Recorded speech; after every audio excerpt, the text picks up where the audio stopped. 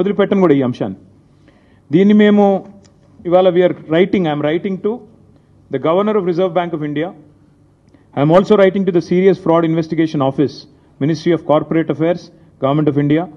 I'm also writing to the SEBI. SEBI ఎందుకు రాస్తున్నాను అంటే, ఆ బీకన్ అనేవాడు, బీకన్ ట్రస్టీషిప్ అనేవాడు, he is already a member of the stock exchange. అట్లాగే we are writing to the Central Vigilance Commission and we are also writing to the Central bureau of investigation.